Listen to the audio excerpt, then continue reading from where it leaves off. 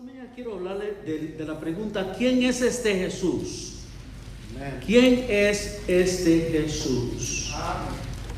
Un servicio privado fue conducido el 7 de julio del año 2009 en el cementerio Forest Lawn para Michael Jackson, conocido como el Rey del Pop.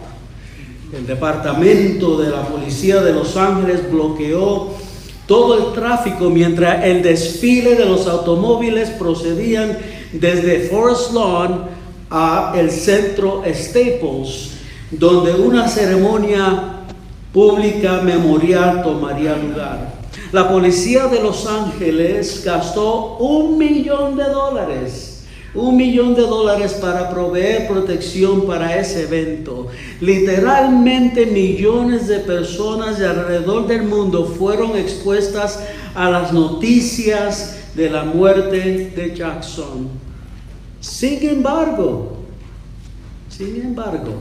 por causa de su popularidad, el lugar donde Michael Jackson fue sepultado se mantiene un secreto, un misterio hasta el día de hoy. Mis queridos hermanos y amigos, en las sociedades del mar Mediterráneo, la popularidad tenía otro nombre. Ella era llamada honor. El honor podía ser atribuido o adquirido. El honor que era adquirido venía del estatus de la familia o de la posición honorífica de la vida. El honor atribuido era el resultado del comportamiento de la persona y era considerada en esos días una virtud.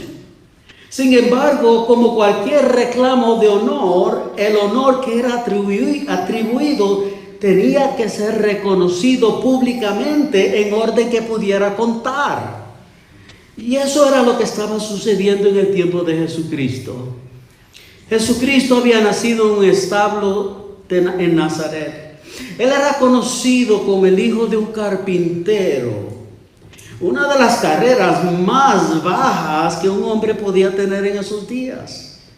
Él había recibido ninguna educación rabínica. Él no había tenido el dicho que tenemos nosotros hoy en día de ir a estudiar a un seminario o un instituto bíblico. Entonces el honor de Jesucristo tenía que ser adquirido. Y había pocas maneras para adquirir el honor en esa sociedad. La persona podía hacer cosas extraordinarias, cosas que jamás se habían visto. Él podía enseñar con una autoridad sin precedente y podía debatir a esos con autoridad y ganar el debate. Ahora, cuando llegamos al capítulo 3 de San Marcos, el nivel del honor de Jesucristo ya estaba aumentando, estaba creciendo por causa de los milagros que él había hecho en los previos capítulos. En el capítulo 1, él había expulsado a un hombre impuro, el espíritu de un hombre de la sinagoga. Él había sanado a la suegra de Simón, Pedro. Y también había sanado personas que estaban enfermas y poseídas en la casa de Andrés y Pedro. Y también había sanado a un leproso en Galilea. En el capítulo 2, al regresar a la casa de Pedro, Cristo perdonó y sanó a un paralítico. Y ganó 2 debates con los fariseos sobre el tema del ayuno y del sábado. Y al entrar al capítulo 3, él había acabado de sanar la mano seca de un hombre en la sinagoga. Es a través de todas esas experiencias que el honor de Cristo estaba aumentando en esa sociedad. Y nosotros sabemos que eso es lo que estaba sucediendo por estas declaraciones. En el capítulo 1, verso 22, miren lo que dice: porque les enseñaba como quien tiene autoridad y no como los escribas. En el capítulo 1, verso 27. Y todos se asombraron de tal manera que discutían entre sí, diciendo: ¿qué es esto? ¿Qué nueva doctrina es esta? Que con autoridad manda aún a los espíritus inmundos y que le obedecen.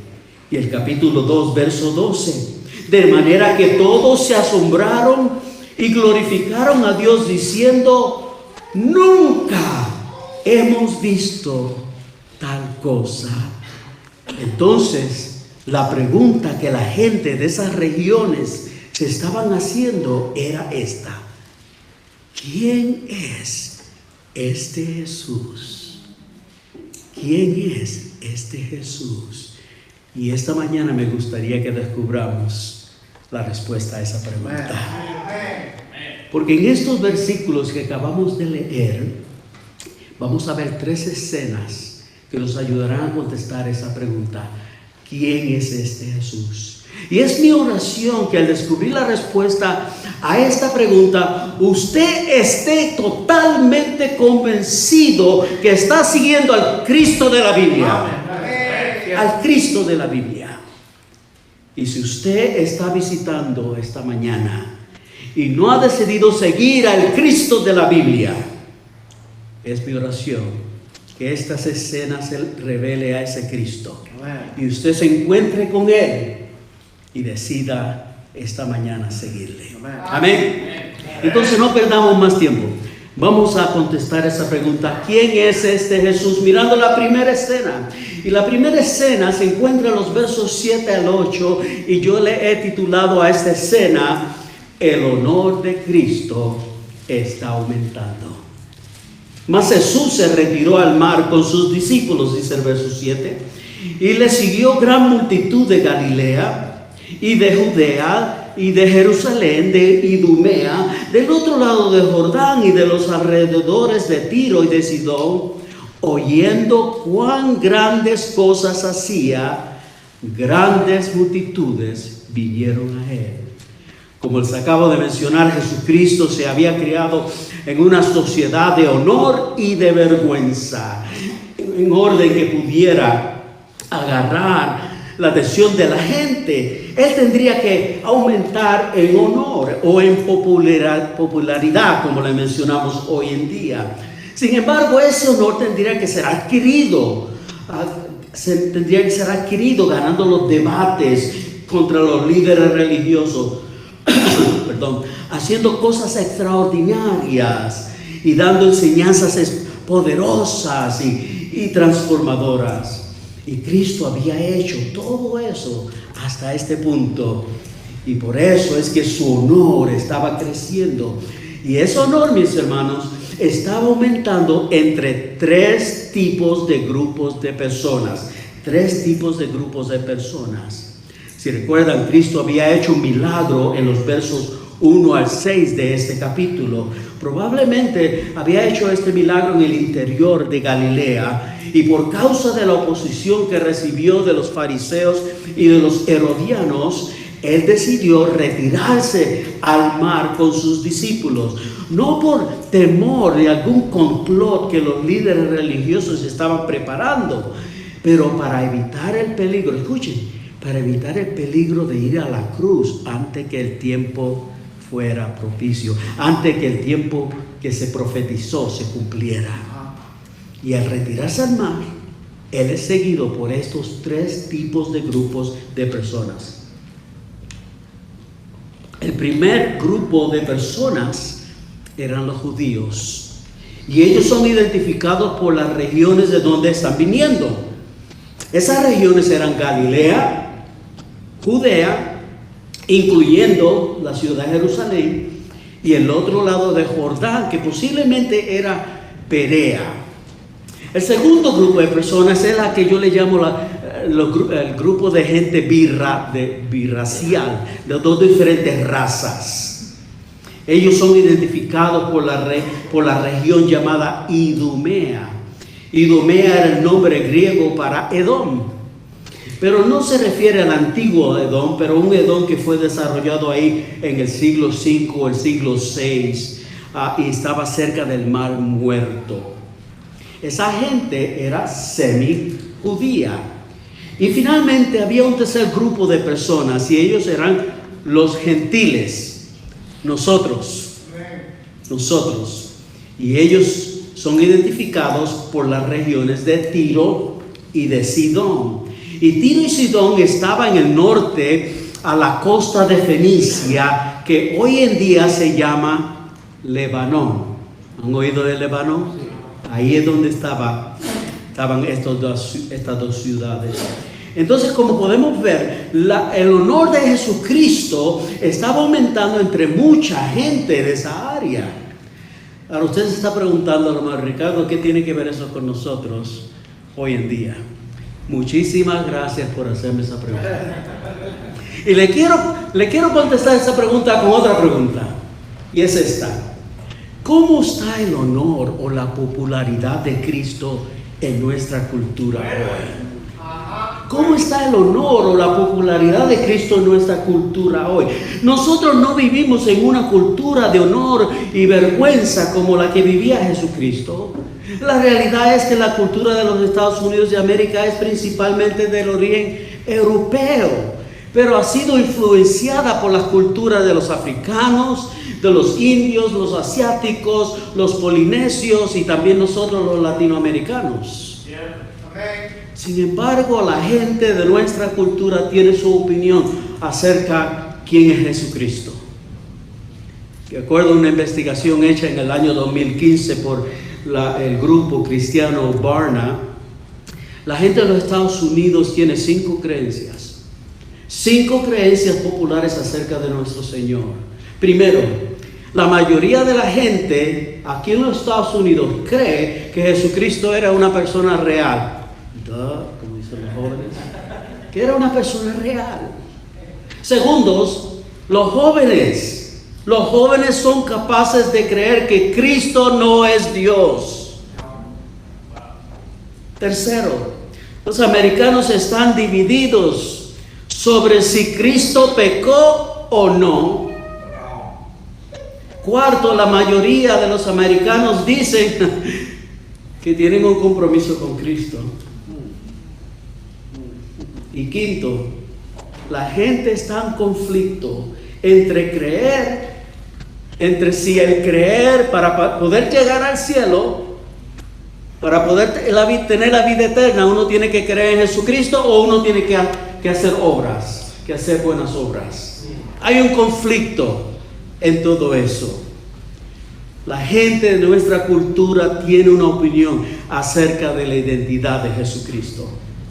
Una cosa que he descubierto en los años que he estado sirviendo en la convención a todas nuestras iglesias y he estado entrenando y discipulando y haciendo todas las cosas que hacemos para plantar nuevas iglesias, he descubierto que la gente está quebrantada. La gente de nuestras comunidades están quebrantadas, están dolidas, están muy dolidas. Y no importa su estatus socioeconómico, no importa la cantidad de educación que tenga, no importa la raza, la filosofía, el idioma, la gente está quebrantada y está buscando sanidad y transformación. Y usted y yo necesitamos presentarle la solución. Amén. Y esa solución está en el Cristo de la Biblia. El Cristo de la Biblia. Porque yo creo que Jesucristo todavía sana. Él todavía hace milagros. Él transforma vidas.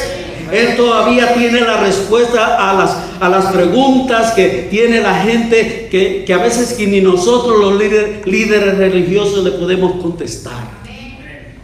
Sin embargo, escuchen esto. El saber de Cristo no es suficiente.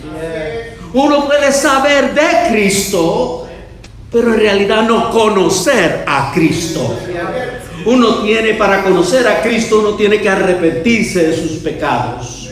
Uno tiene que depositar su fe en Él y seguirle. Tener una relación personal con Él. De esa manera es que podemos conocer a Cristo. Entonces mi primera pregunta a usted es esta: ¿conoce usted a Cristo? ¿Lo conoce personal como su Señor y personal, Salvador personal?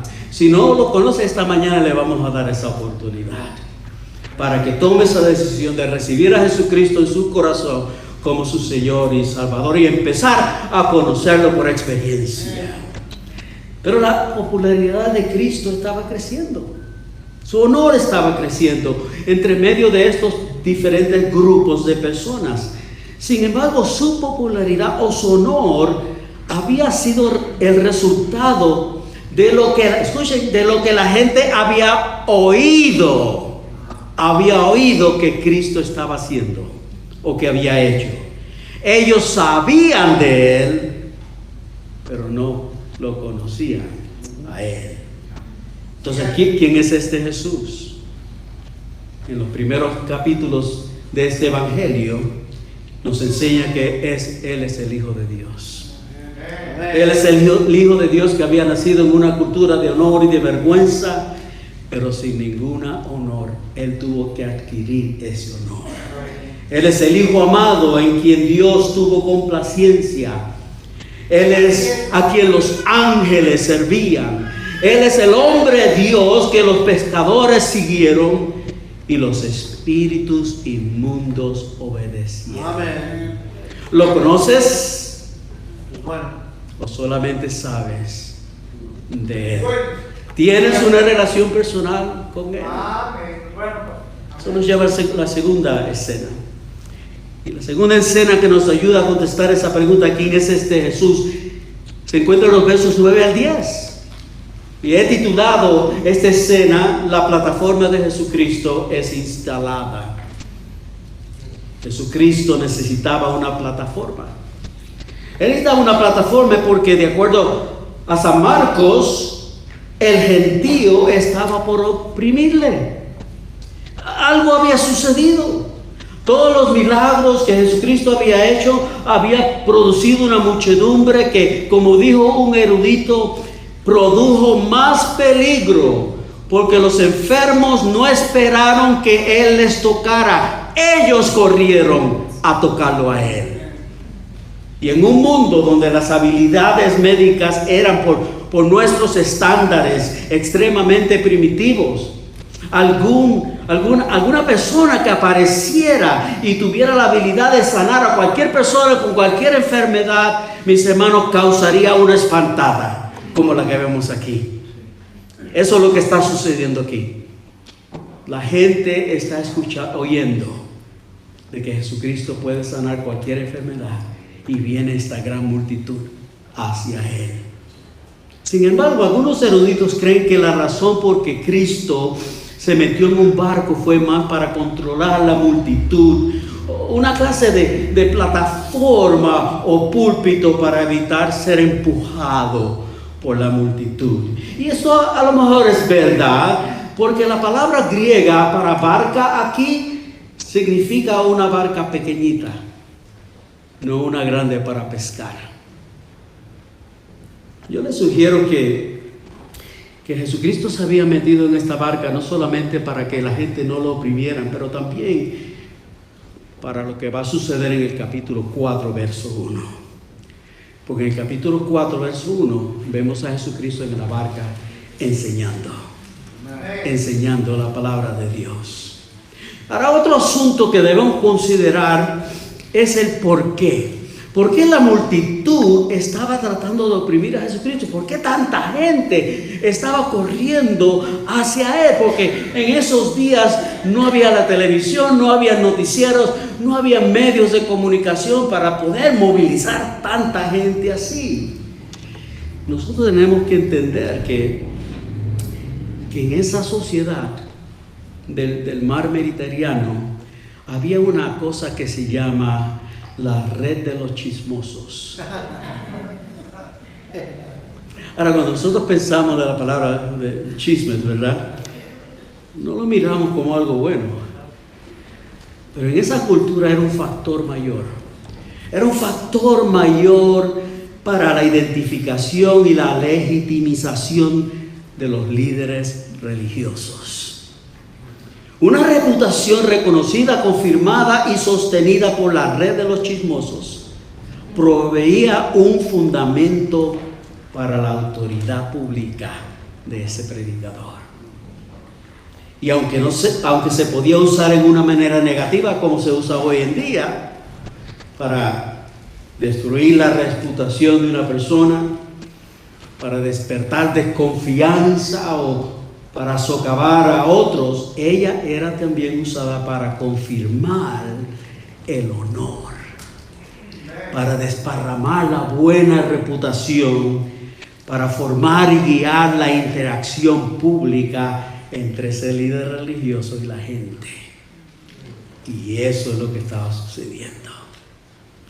La gente venía rápido, presionando e intentando a tocar a Jesucristo, porque la red, me atrevo a decir, la red de los chismosos de esos días había otra vez confirmado su honor.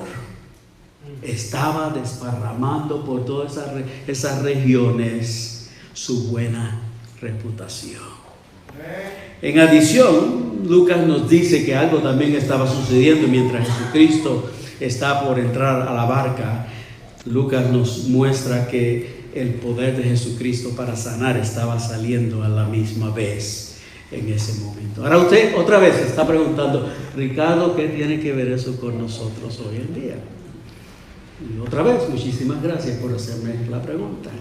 Y voy a contestarle esa pregunta con esta pregunta. ¿Dónde está la red de los chismosos hoy en día en nuestra sociedad? No estoy hablando negativamente o destructivamente. ¿Dónde está la red de los chismosos de Cristo hoy en día en nuestra sociedad? Cristo todavía hace cosas extraordinarias. La Biblia dice que Él es el mismo ayer, hoy y para siempre. Y como ya he mencionado, Él todavía sigue sanando gente. Él toca a la gente con su poder divino todavía. Y la cosa más maravillosa, más estupenda que Jesucristo puede hacer es salvarte a ti y salvarme a mí. Esa es la obra más maravillosa, más poderosa, más grande que Él puede hacer. Eso en sí es un milagro de Dios. Sin embargo, mis hermanos, yo me pregunto que a lo mejor nuestra red de chismosos en muchos casos parece que no está funcionando, por lo menos no en el sentido positivo. Cierto. La gente no está corriendo a las iglesias. Cierto. La gente no está corriendo a las iglesias para recibir un toque del Señor. La gente no está presionando hacia nuestras barcas por los rumores que nosotros hemos desparramado por todo el vecindario de que Cristo está aquí, que Cristo está aquí para sanar, que Cristo está aquí para salvar, que Cristo está aquí para resolver nuestros problemas. Amén. Cierto. ¿Por qué será eso? ¿Será que nuestra red está sufriendo de un pecado? ¿Cuál pecado se pregunta usted? ¿Será el pecado del silencio? Cierto. Como ya mencioné, la gente está quebrantada. Ella está sufriendo. Y ella puede tener todo lo que el mundo le puede ofrecer: la educación, el dinero, los títulos, los carros, las casas, las cosas, pero la gente continúa herida y se esconde detrás de esa fachada de un mundo que le promete una vida falsa en abundancia. Y como consecuencia, este mundo llena su vida vacía con cosas que le da un gozo, una gratificación y un contentamiento que es solamente temporal. Cierto. Cuando todo eso se gasta, cuando todo eso se termina, la vida sigue siendo vacía. Cierto. Porque Dios nos creó y nos dejó un hueco en nosotros, Cierto. donde solamente Él puede suplir. Solamente Él puede. Ahora, ¿cómo yo sé que eso está sucediendo? Lo sé porque, y me encanta lo que ustedes reportan todo el tiempo de que están yendo a tocar en las puertas. Eso todavía funciona, mis hermanos. Y yo me paso tocando en puertas cuando estoy dando entrenamientos, cuando estoy en diferentes iglesias. Y un tiempo atrás estábamos visitando tal ciudad aquí en Nuevo México para ver si podíamos empezar una iglesia hispana. Y lo único que yo hacía era yo tocaba en las puertas, me presentaba, le preguntaba a la persona si tenía alguna necesidad por la cual podíamos orar, orábamos por la persona, le pedíamos si podíamos regresar a contarle una historia de la Biblia. Y en una ocasión me encontré con Gloria. Gloria era una viuda de 68 años de edad, vivía solita, ningunos familiares alrededor de ella. Cuando la visité la primera vez, había acabado de perder a su marido y ella estaba totalmente quebrantada, no solamente emocionalmente, pero espiritualmente también. Yo le conté la historia de la mujer pecadora de Lucas capítulo 7. Le compartí el testimonio de mi conversión, cómo Cristo cambió mi vida. Y le presenté el Evangelio. Y al final le pregunté a Gloria, le hice esta pregunta: Gloria, ¿dónde te encuentras hoy? En quebrantamiento, una vida quebrantada, sin propósito, por qué vivir, o una vida llena, plena, en una relación con Dios. Y ella me dijo honestamente: Ricardo, me encuentro en quebrantamiento. Y le dije: Gloria, ¿dónde te quieres encontrar? Y ella dijo: quiero tener esa vida abundante que Cristo me quiere dar. Amén. Y esa mañana Gloria le dio su vida a Jesucristo. Amén. Y empezó a experimentar un cambio totalmente en su vida, a experimentar la vida en abundancia que Cristo promete en Juan 10:10. Mis hermanos, yo estaba contando chismes. ¿Cierto? Chismes sobre ¿de quién? Cristo. De Cristo. Yo estaba desparramando rumores buenos sobre quién es Jesucristo y lo que Él está dispuesto a hacer, lo que Él está haciendo. Yo estaba edificando su honor. Amén. ¿Y tú qué haces? Amén. ¿Qué haces para desparramar el honor de tu Cristo en tu vecindario? Amén. Porque mis hermanos, los expertos nos dicen que es menos del 5% de nosotros los cristianos hemos ganado una persona para Cristo. Vamos a decir que aquí tengamos 100 personas, solamente 5 de ustedes han ganado una persona para Cristo. La responsabilidad no es para 5, es para el 100. Es para el 100. Entonces, si no sabes cómo desparramar los buenos rumores de Cristo, me encanta ver que van a tener entrenamientos evangelísticos aquí para hacer eso. Porque Cristo quiere que tú compartas las grandes cosas que Él ha hecho en tu vida con otras personas. Eso nos lleva a la última escena. La última escena que nos ayuda a contestar esa pregunta: ¿quién es este Jesús? Y esa escena la encontramos en el verso 11 y 12. Y le he titulado La identidad y autoridad de Cristo es reconocida. Dice así los versos: y los espíritus inmundos, al verle, ¿qué hicieron? Se postraban delante de él y daban voces diciendo: tú eres el Hijo de Dios. Mas él les reprendía mucho para que no le descubriesen. ¿Quién es este Jesús? Él era aquel cuyo honor estaba creciendo. Él era aquel que necesitaba una plataforma. Pero en estos últimos versos vemos que Él era también cuya identidad y autoridad fue reconocida. ¿Reconocida por quién? ¿Y cómo fue reconocida? Su identidad y autoridad fue reconocida por espíritus inmundos. Otra versión de la Biblia los llama espíritus profanos. San Marcos nos cuenta que mientras Jesucristo se metía en su plataforma, en su barca de protección y de enseñanza, los espíritus inmundos se postraban delante de Él. Y la imagen que esto nos pinta, mis hermanos, es la imagen de una escena donde un ser inferior se pone en una posición de un siervo delante de un ser superior. Piense de eso por un momento. La gente enferma estaba por oprimir a Jesucristo porque le quería tocar. Pero los espíritus inmundos se postraron delante de él. ¿Por qué? Un autor lo pone de esta manera, me encanta cómo lo describe. Dice: los espíritus están conscientes de su propio carácter. Y tenemos que admitir que son jueces correctos del carácter de los seres humanos, por la simple verdad que son inteligentes. La conciencia de su degradación permanece aguda y se acobarda en la presencia de la pureza moral. En otras palabras, ellos reconocieron lo sucio que era y lo puro y perfecto que era el Hijo de Dios.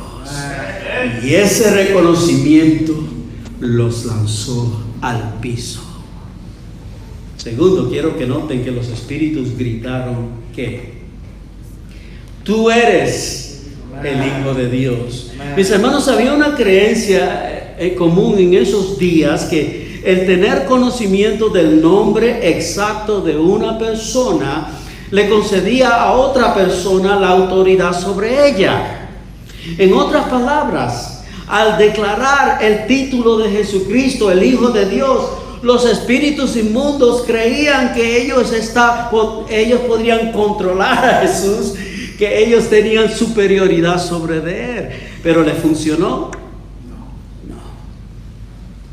Porque al declarar el título de Cristo, ellos no sabían que lo que estaban haciendo no era solamente declarando la identidad verdadera de Jesucristo, pero ellos estaban aumentando también su honor. Sin embargo, Cristo hizo algo bastante extraño, ¿verdad?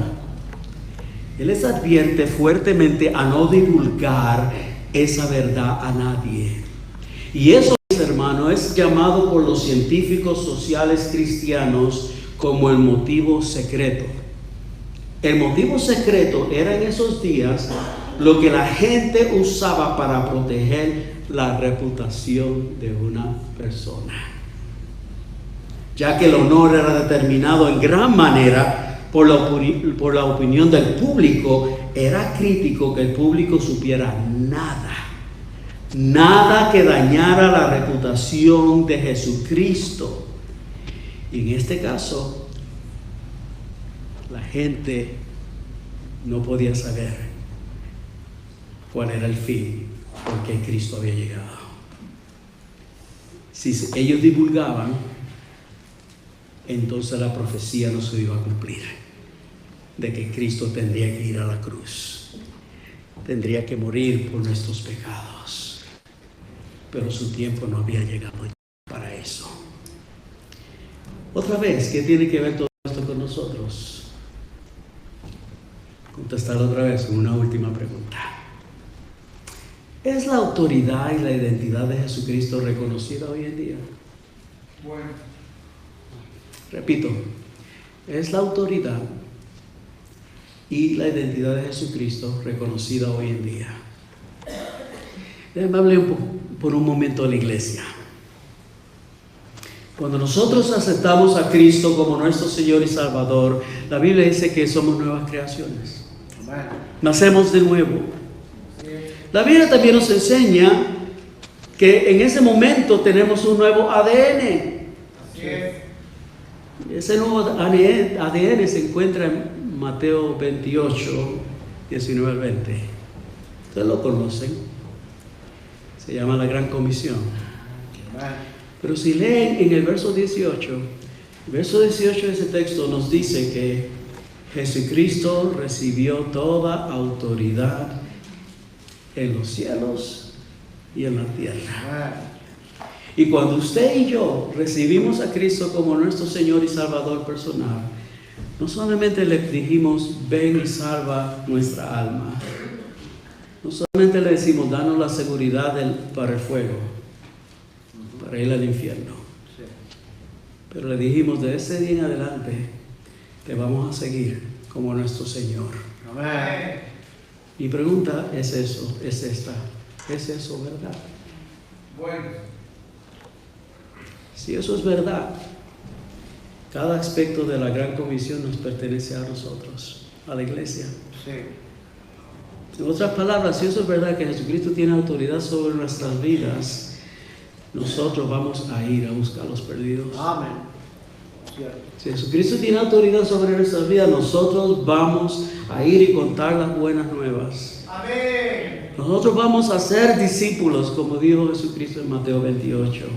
Vamos a madurarlos como discípulos de Él y vamos a reproducir discípulos también.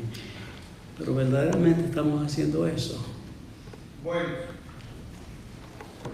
¿Estamos siendo?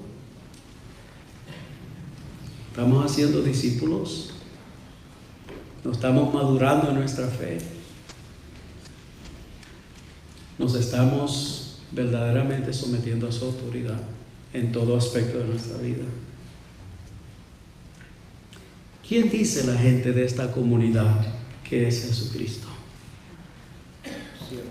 ¿Cómo es que lo identifican? Dice la gente, como muchos han dicho, que Él es solamente un gran maestro.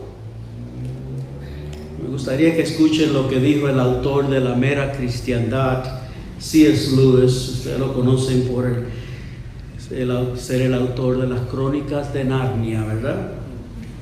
Escuchen lo que él dijo. Estoy tratando de prevenir a algunos que digan esa cosa necia que la gente dice frecuente acerca de Jesucristo. Estoy listo para aceptarlo como un gran maestro moral, pero no acepto su reclamo que Él es Dios. Esa es la cosa que no debemos decir, dice Lewis. Un hombre que fuera meramente un hombre y que dijera las cosas que dijo Jesucristo, no sería un gran maestro moral, él sería un loco, al mismo nivel de ese hombre que dice que es un huevo hervido, o el mismo diablo en el infierno. Usted tiene que escoger. Este hombre Jesús era y es el Hijo de Dios, o era un hombre loco o algo peor. Lo puedes insultar como un necio, le puedes escupir en la cara y matarlo como un demonio, o puedes caerte de rodillas a sus pies y llamarlo Señor y Dios. Pero no salgas con esa necedad de que Él es un maestro humano, porque Él no nos dio esa opción. Así es. Los espíritus inmundos en nuestro texto lo identificaron como el Hijo de Dios. Amén. Sin embargo, su confesión sabemos que no era una de compromiso o de fe, una de temor. Cristo le ordenó que le dijera a nadie sobre su identidad, no porque Él no era el Hijo de Dios, pero porque su tiempo de afirmar ese reclamo lo enviaría a la cruz antes del tiempo. Esa es la pregunta que usted y yo necesitamos contestar esta mañana. No es solamente quién es este Jesús, pero en cuál lado estamos. ¿En el lado de Cristo o en el lado del mundo? Y si admitimos y confesamos que Jesucristo es el Cristo de las Escrituras, tenemos que ser serios en nuestro compromiso con Él. Tenemos que responder como los leprosos de Segundo de Reyes 7:9, que fueron salvados de la guerra aramea. Ellos se dijeron, no estamos haciendo lo correcto. Este es un día de buenas nuevas. Si nos quedamos callados y esperamos hasta mañana, nuestro pecado nos alcanzará. ¡Vamos!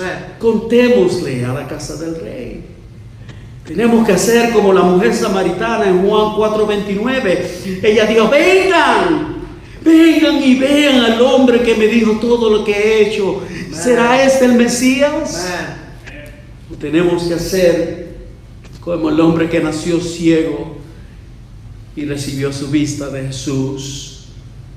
Él dijo, una cosa sí sé, yo estaba ciego, pero ahora puedo ver. Amen. ¿Quién es Jesús para ti? Bueno. ¿Es la misma persona que hemos visto en estas 3 escenas? Para el artista, Él es totalmente bello. Amen. Para el arquitecto, Él es la piedra angular. Amen. Para el astrónomo, Él es la sol de la justicia. Para el panadero, Él es el pan de la vida. Para el banquero, Él es el tesoro escondido. Para el biólogo, Él es la vida. Para el carpintero, Él es el fundamento seguro. Para el doctor, es el médico por excelencia. Para el educador, Él es el gran maestro. Para el campesino, Él es el sembrador y el señor de la cosecha. Para el florista, Él es el lirio de los valles y la roca de Sarón. Para el geólogo, Él es la roca de la eternidad. Para el horticultor, Él es la vid verdadera. Para el juez, Él es el juez justo. Para el jurado, Él es el testigo verdadero. Para el joyero, Él es la perla de gran precio. Para el editor, Él es las buenas de gran precio, de gran gozo. Para el oculista, Él es la luz de los ojos. Para el filósofo, Él es la sabiduría de Dios.